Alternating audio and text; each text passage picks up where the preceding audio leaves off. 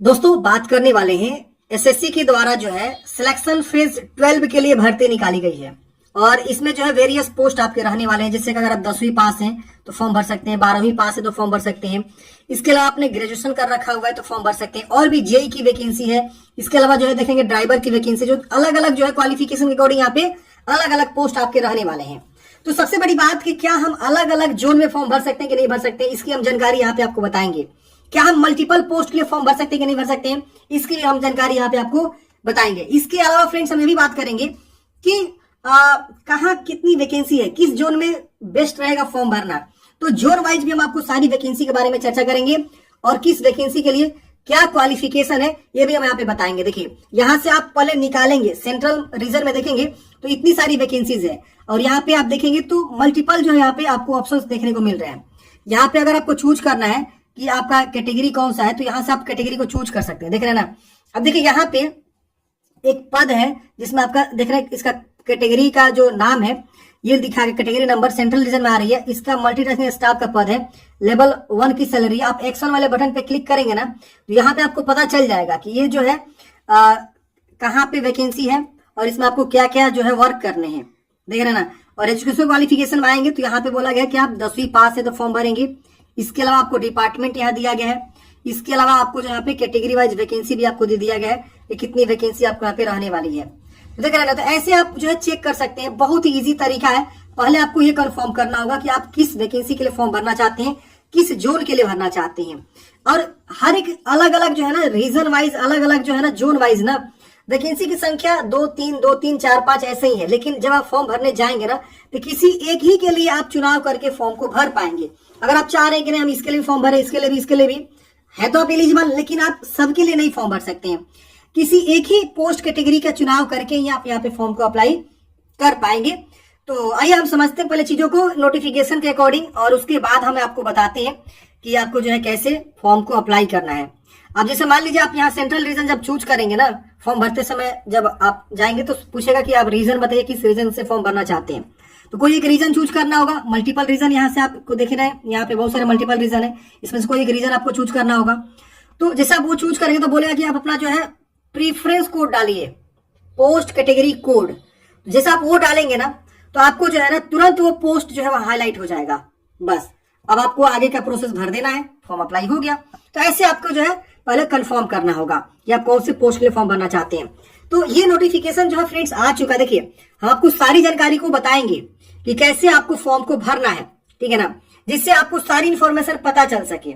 और इसके अलावा जो भी इंपोर्टेंट पॉइंट है वो समझेंगे, सिलेबस सिलेक्शन प्रोसेस भी समझेंगे, क्योंकि अलग अलग मल्टीपल वैकेंसी, अलग अलग क्वालिफिकेशन है तो सबके लिए अलग अलग सिलेबस भी होने वाला है। 10वीं का अलग सिलेबस है, 12वीं का अलग है, ग्रेजुएशन का अलग सिलेबस है। तो अलग अलग पोस्ट के लिए अलग अलग सिलेबस है। सबसे पहले इंपोर्टेंट डेट की बात करें तो देखिए आप जो है फॉर्म 18 मार्च तक फॉर्म को अप्लाई करेंगे। यहाँ पे जो आपका फॉर्म भरने का लास्ट डेट है वो 18 मार्च है।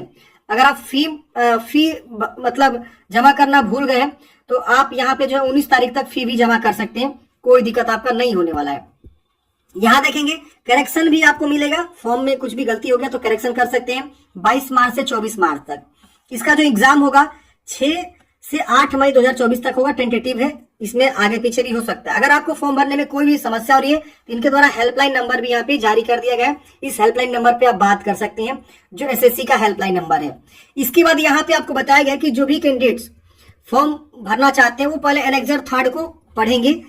यहाँ पे जो है आपको कहाँ कितनी वैकेंसी आपको यहाँ पे पता चल जाएगा। Only those application which are successful filled through the website commission found order shall be accepted।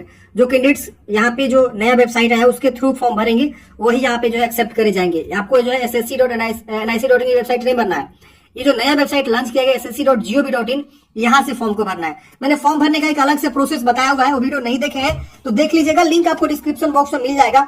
आप क्लिक करके उस वीडियो को पहले देख लीजिए कैसे फॉर्म को भरना है, क्योंकि एसएससी ने नया वेबसाइट बनाया हुआ है। तो नया वेबसाइट पहले आपको ओटीआर करना होगा, भले आप एक पुराने कैंडिडेट्स क्यों ना हो, आपको ओटीआर करना ही होगा। पुराना वाला रजिस्टर नंबर अब यहाँ पे काम नहीं करेगा। ओटीआर करने के बाद से आप लॉगिन करेंगे और लॉगिन करके जो है फॉर्म भरेंगे। तो हमने सारा प्रोसेस आपको बता दिया है। अब देखिए यहाँ पे बोला गया कि डिटेल पोस्ट के लिए आपको एनेक्जर 3 देखना होगा, और यहाँ पे आप वेबसाइट पे जाके भी यहाँ इस लिंक से भी आप देख सकते हैं अलग अलग। तो जैसे कि मैंने अभी आपको दिखाया है, देखिए इस तरह से आपको यहाँ पे आना है और यहाँ पे आपको देखना है कौन से रीजन का आप वैकेंसी देखना चाहते हैं, और वहाँ सर्च पे क्लिक करेंगे तो देखिए यहाँ पे ईस्टर्न रीजन में कौन कौन सी वैकेंसी आई हुई है। यहाँ आप देख सकते हैं पेज नंबर 6 पे जाइए, 7 पे जाइए, 8 पे जाइए, ऐसे करके आप जो देख सकते हैं एक दो वैकेंसी यहाँ पे रहती है। ऐसे आपको टोटल जो है 2046 पदों भर्ती यहाँ पे निकाली गई है, तो आप देख सकते हैं। अभी हम नीचे एनेक्सर 3 भी दिखाएंगे आपको कहाँ कितनी वैकेंसी है। ओवरऑल जानकारी पहले समझते हैं। अब यहाँ पे ओबीसी, SC ST जो भी कैंडिडेट्स है, वो जो लास्ट डेट है फॉर्म भरने का 18 मार्च 2024, उससे पहले आप जो अपने सर्टिफिकेट्स को बनवा के रखेंगे और वही सर्टिफिकेट्स आपको जो है मांगे जाते हैं जब आपका डॉक्यूमेंट्स वेरिफिकेशन होता है। तो ओबीसी में नॉन क्रीमिलियर सर्टिफिकेट बनता है, तो आप जो है गवर्नमेंट ऑफ इंडिया वाला जो है यानी सेंट्रल लेवल वाला ओबीसी का सर्टिफिकेट बनवा लेंगे। ईडब्ल्यूएस वाला भी आप जो है बनवा लेंगे अगर आप ईडब्ल्यूएस से आते हैं तो। और यहाँ पे क्रूशियल डेट आपको देखिए बोला गया है, SC ST OBC ईडब्ल्यूएस विकलांग एक सर्विसमैन का जो भी सर्टिफिकेट है, क्रूशियल डेट 18 मार्च 2024 के पहले आपका होना चाहिए। ऑनलाइन फॉर्म भरने से पहले आपके पास डॉक्यूमेंट जो है हर हाल में होना चाहिए। अब यहाँ देखेंगे विकलांग पर्सन के लिए भी यहाँ पे जो है जानकारी दे दिया गया। आप यहाँ पढ़ना चाहते हैं तो सारी जानकारी को एक बार पढ़ लीजिएगा। बात करते हैं एज लिमिट के बारे में। देखिए एज लिमिट 1/1/2024 को आपका काउंट करे जाएंगे। कुछ ऐसे पद हैं जिसमें आपका एज लिमिट 18 से 25 है, कुछ ऐसे पद हैं जो 18 से 27 है, 18 से 28 है, 18 से 30 है। तो यहाँ पे जिनका उम्र 18 से 28 है उनका उम्र सीमा यहाँ पे देखिए दिया गया है कि इतना से इतना बीच आपका होना चाहिए। 18 से 27 के लिए इतना से इतना के बीच, 18 से 28 के लिए इतना से इतना के बीच, इस तरह से आपको जो उम्र सीमा की लिमिट दिया हुआ है। अभी हम आगे डिस्कस करेंगे किस पोस्ट के लिए क्या एज रखा गया है, वो ऑलरेडी जो है एनेक्सर 3 में दिया हुआ, हम आगे डिस्कस करेंगे। कुछ ऐसे पद है जिसमें आपको 18 से 30 वर्ष रखा गया है। ऐसे बाकी अपर एज में भी छूट मिलेगा, जैसे SC ST को 5 साल, ओबीसी के लिए 3 साल, विकलांग के लिए 10 साल, ऐसा आपको अपर एज में भी छूट आपको देखने को मिल जाता है। अब हम आगे बात करते हैं। बहुत सारी इन्फॉर्मेशन यहाँ दिया हुआ है, सब इन्फॉर्मेशन पढ़ने की आवश्यकता नहीं है, अगर पढ़ना चाहते तो पढ़ सकते हैं। यहाँ पे जो बोला गया कि आपको जो है हाउ टू अप्लाई, तो इस वेबसाइट से फॉर्म को भरना है। 18 मार्च लास्ट डेट है फॉर्म भरने का। फॉर्म भरते समय आपको जो है पहले ये श्योर कर लेना है कि आपने जो फॉर्म भरा है उसको प्रिंट आउट जरूर निकाल के हार्ड कॉपी रख लेना है। फॉर्म भरने का फी जो है 100 रुपीज है जनरल के लिए और ओबीसी के लिए। बाकी यहाँ लिखेगा वुमेन, भले वो किसी कैटेगरी से आता हो, वुमेन महिला, SC ST और विकलांग एक्स सर्विसमैन को कोई भी एप्लीकेशन फी नहीं देना है, फॉर्म फी 0 है। इसके बाद से जो ऑनलाइन फी पेड करना है 19 मार्च तक करना है, मैंने ऑलरेडी ये डिस्कस कर लिया है। करेक्शन विंडो आपका खुलेगा, लेकिन आपको करेक्शन के लिए 200 रुपीज का जो यहाँ पे चार्ज देना होता है, तो आप जो है करेक्शन कर सकते हैं। जो भी आपको यहाँ पे करेक्शन चार्ज आपको देना होगा लास्ट में। अब यहाँ एग्जामिनेशन सेंटर, आप जहां चाहे वहां एग्जाम सेंटर चूज कर सकते हैं। फॉर्म भरते समय ही आपसे पूछेगा, 3 प्रीफरेंस आपको जो है देना है फॉर्म भरते समय, तो ये आप दे दीजिएगा। और ध्यान देना है कि जब भी आप यहाँ पे फॉर्म भरें तो पहला प्रीफरेंस आपने क्या डाला हुआ है, preference 1, preference 2, preference 3 exam centre का, उसे आप जरूर नोट कर लेंगे, क्योंकि जब आप एडमिट कार्ड निकालने जाते हैं ना तो पहले ही पूछता है कि आप अपना जो है एग्जाम सेंटर का प्रीफरेंस क्या डाले थे वो आप बताइए, उसी के बेस पे आपका एडमिट कार्ड आता है। अब यहाँ पे एग्जामिनेशन समझते हैं, ये सबसे इंपॉर्टेंट पॉइंट है, समझिए। कंप्यूटर बेस्ड एग्जाम होगा, ऑब्जेक्टिव टाइप होगा। यहाँ पे मल्टीपल चॉइस ऑब्जेक्टिव क्वेश्चंस रहते हैं सबके लिए। अगर आप मैट्रिक बेस पे फॉर्म भर रहे हैं तो मैट्रिक के लिए भी सेम यहाँ पे आपका नंबर ऑफ क्वेश्चंस रहेगा, इंटर के लिए भी सेम, और यहाँ पे ग्रेजुएशन एंड एबव लेवल्स के लिए फॉर्म भरेंगे तो सेम रहेगा। लेकिन सिलेबस सबका अलग अलग है। मैट्रिक का सिलेबस अलग है, हायर सेकेंडरी के लिए अलग है, ग्रेजुएशन एबव के लिए अलग है। तो यहाँ देखेंगे नंबर ऑफ क्वेश्चन 25 रहेगा। जनरल इंटेलिजेंस से 50 मार्क्स के, जनरल अवेयरनेस से 25 क्वेश्चन 50 मार्क्स के, क्वांटिटी एप्टीट्यूड से 25 क्वेश्चन, और इंग्लिश लैंग्वेज से भी आपको यहाँ पे 25 क्वेश्चन, जो बेसिक नॉलेज होता है इंग्लिश का वो पूछेगा। बेसिक अर्थमेटिक स्किल आपका रहेगा 25। 60 मिनट में आपको जो है यहाँ सॉल्व करने हैं। और जो कैंडिडेट्स स्क्राइब लेंगे उनको 80 मिनट समय मिलेगा, जो विकलांग होते हैं उनके लिए। और यहाँ निगेटिव मार्किंग भी रहेगा 0.50 का। अब यहाँ पे देखेंगे तो पहले आपका जो है रिटन एग्जाम होगा। रिटन एग्जाम क्वालिफाई करने के बाद से आपका स्किल टेस्ट होगा, जैसे कि टाइपिंग या डाटा एंट्री या कंप्यूटर प्रोफिशिएंसी टेस्ट। तो जिस पद के लिए आप फॉर्म भरेंगे उसके अकॉर्डिंग जो स्किल टेस्ट है वो आपसे यहाँ पे लिया जाएगा। अब यहाँ पे देखेंगे तो आपको मैट्रिकुलेशन लेवल का अलग सिलेबस दिया गया है। तो मैट्रिकुलेशन लेवल का जनरल इंटेलिजेंस आपका क्या रहेगा, यहाँ पे इन्होंने सिलेबस को अलग से क्लियर करके दिया हुआ है। जनरल अवेयरनेस में क्या क्या पढ़ना है, एप्टीट्यूड में क्या पढ़ना है, इंग्लिश में आपको क्या पढ़ना है। फिर 10+2 लेवल का जो यहाँ पे आपका रहेगा वो उसका सिलेबस क्या है इन्होंने दे रखा है अलग अलग। तो इसी सिलेबस को ध्यान में रखते हुए आपको पढ़ाई करना है। ग्रेजुएशन एंड एबव लेवल के लिए फॉर्म भर रहे हैं तो आपको यहाँ पे जो है देख लेना है कि हमको क्या पढ़ना है, कौन कौन से टॉपिक्स कवर करने हैं, ताकि हमारा एग्जाम इजिली जो है हो सके, इजी हो सके, हम क्रैक कर सके। तो ये आपका सिलेबस जो है मैट्रिक, इंटर और ग्रेजुएशन लेवल के एबव जो इन्होंने दे रखा है। अब आप जिस पद के लिए फॉर्म भरेंगे उसके अकॉर्डिंग अब अपनी जो है सिलेबस को ध्यान में रखते हुए तैयारी करेंगे। इसके बाद से लास्ट में आपका डॉक्यूमेंट्स वेरिफिकेशन यहाँ पे होता है। तो ये आपके जो है सिलेक्शन प्रोसेस हमने जो है बात कर लिया। अब हम आपको बताते हैं कि कहाँ कितनी वैकेंसी निकाली गई है। ये बहुत सारे इन्फॉर्मेशन दिया हुआ है, आप पढ़ना चाहते तो पढ़िएगा। यहाँ पे मैं आपको मना नहीं कर रहा हूँ, लेकिन मैं पूरा जानकारी अगर देने लगूँ तो वीडियो 1 घंटे से ऊपर हो जाएगा और कोई देखता भी नहीं है। ये इन्होंने बताया हुआ है कि आपको OTR करना होगा, वन टाइम रजिस्ट्रेशन का प्रोसेस क्या है, फिर आप फॉर्म को अप्लाई करेंगे। तो हमने ऑलरेडी फॉर्म भरने का जो है प्रोसेस आपको बताया हुआ है, वो वीडियो नहीं देखे तो देख लीजिएगा।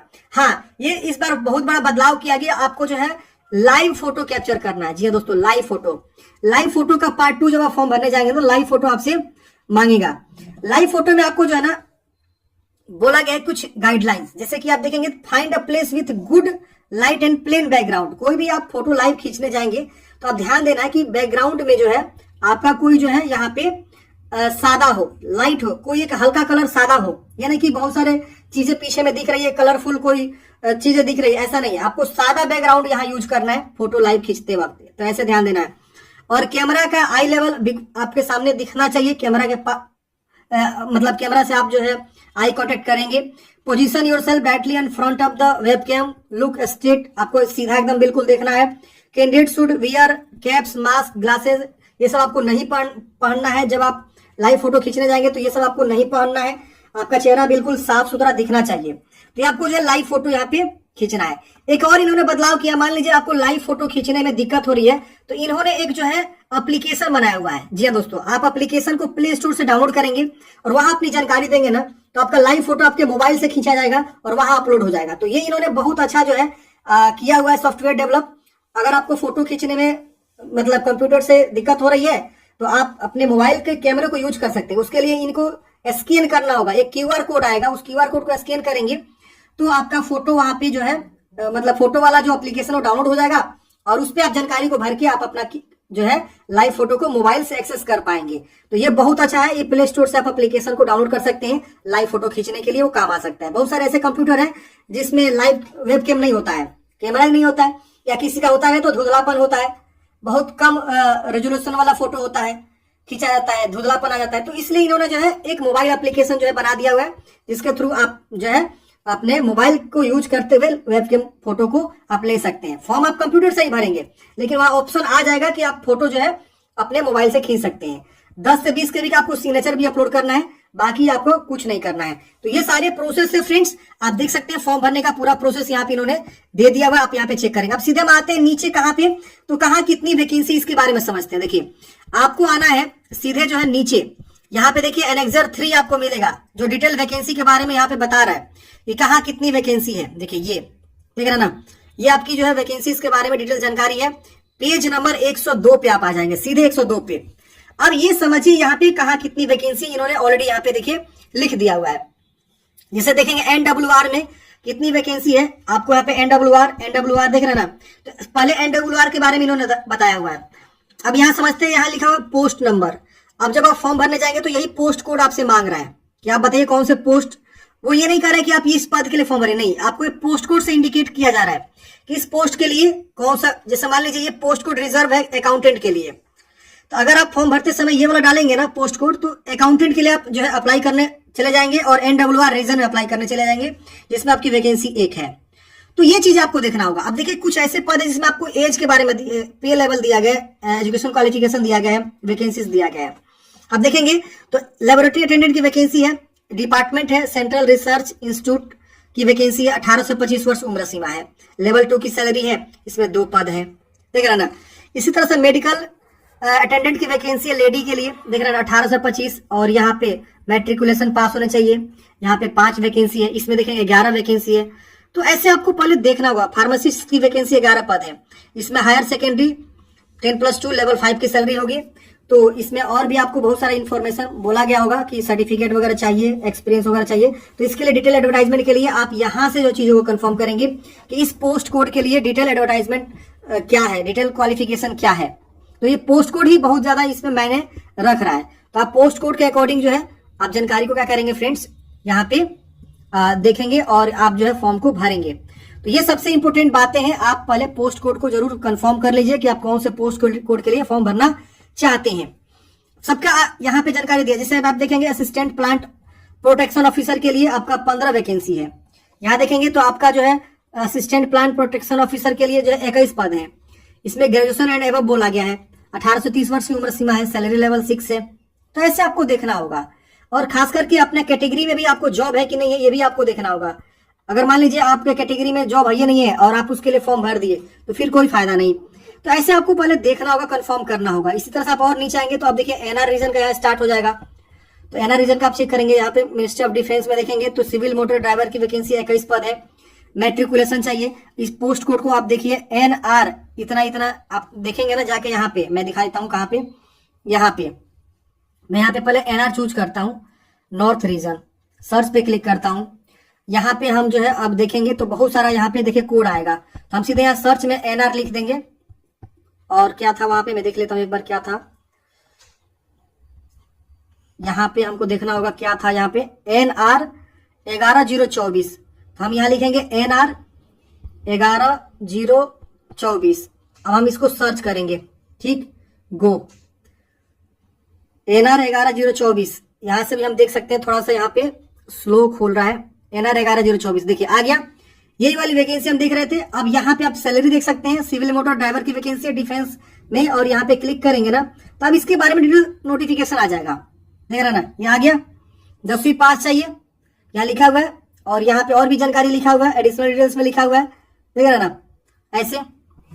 और कैटेगरी वाइज वैकेंसी यहाँ नहीं दिखाया गया। कैटेगरी वाइज वैकेंसी के लिए आपको नोटिफिकेशन देखना होगा। मिनिस्ट्री ऑफ डिफेंस की वैकेंसी है, मैट्रिक पास यहाँ पे बोला गया। अब यहाँ पे देख सकते हैं ये सारी जानकारी यहाँ पे आ गया। तो आप इस तरह से जो है जानकारी को देखेंगे जो भी पोस्ट के लिए फॉर्म भरना चाहते हैं। ये सबसे इंपॉर्टेंट बातें हैं। बहुत सारे लोग इस चीज को नहीं समझ पा रहे हैं। ये चीज समझना है कि ये वैकेंसी के लिए फॉर्म भरने के लिए पहले आपको जो है ये चीजें जरूर कंफर्म करना होगा कि कहाँ हम फॉर्म भरना चाहते हैं। देख रहे ना, ऑफिस सुपरिटेंडेंट में आप देखेंगे तो ग्रेजुएट एंड अबव के लिए वैकेंसी है। इसका जो है कोड ये है, इस कोड से आप जाके जानकारी को पढ़ सकते हैं कि इसमें डिटेल एडवर्टाइजमेंट क्या है, डिटेल नोटिफिकेशन में आपको क्या मतलब क्वालिफिकेशन बोला गया है। तो डिटेल क्वालिफिकेशन के लिए आपको वहां से देखना होगा, और यहाँ से आप जो है पहले पोस्ट को कंफर्म करेंगे कि किसमें ज्यादा पद है, मेरी कैटेगरी में पद है कि नहीं है, फिर मैं फॉर्म भरूंगा कि नहीं भरूंगा। देखिए इसमें 28 पद है। ग्रेजुएशन एंड अबव चाहिए, देख रहे हैं ना, जूनियर, ये सेंट्रल रीजन में आप आ गए। अब तो ऐसे आप पहले कंफर्म करिए कि किस रीजन में फॉर्म भरना चाहते हैं। आप मल्टीपल रीजन के लिए फॉर्म नहीं भर सकते हैं। किसी एक ही रीजन के लिए फॉर्म भरना होगा आपको, और किसी एक ही पद के लिए आप फॉर्म को भरेंगे। ये नहीं कि आप मल्टीपल रीजन के लिए फॉर्म भर दिए और मल्टीपल रीजन के लिए फॉर्म भर दिए, ऐसा नहीं है। आपको किसी एक ही रीजन के लिए फॉर्म यहाँ पे भरना होगा अपने अकॉर्डिंग, ठीक है ना। और टोटल वैकेंसी यहाँ पे देखेंगे तो 2479 पद यहाँ पे रखे गए हैं। तो आशा करता हूँ फ्रेंड्स आपको इस भर्ती के बारे में सारी जानकारी समझ में आ गया होगा। अगर आप एलिजिबल हैं तो फॉर्म को भरिएगा। मैट्रिक बेस पे वैकेंसी है, इसके अलावा आप देखेंगे तो 12th पास में वैकेंसी है, ग्रेजुएशन पास में वैकेंसी है, और भी यहाँ जूनियर इंजीनियर की वैकेंसी है। तो उसके लिए आपको जेई डिप्लोमा जो चाहिए वो चाहिए। तो ऐसे आप जरूर चेक कर सकते हैं। तो आशा करता हूँ मैंने आपको पूरी जानकारी यहाँ पे कवर करने की जो है कोशिश किया हुआ है। अभी फॉर्म भरने में थोड़ा समस्या हो रही है क्योंकि यहाँ पे अभी सर्वर थोड़ा स्लो चल रहा है इसका, वेबसाइट का।